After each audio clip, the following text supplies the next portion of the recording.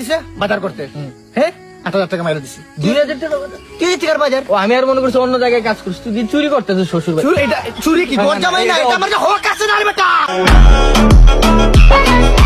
আর রাখ, হ্যাঁ আমি সাইকো, আমি পাগল। তুই আমার সাথে আর কোনদিন কথা বলবি না। তোরে ভালোবাসতে লাগছে আমার 1 সেকেন্ড, তোরে ভুলতে লাগবে আমার 1 ন্যানো সেকেন্ড। এই গেল মাল যে যা বেক আপ। Who are you?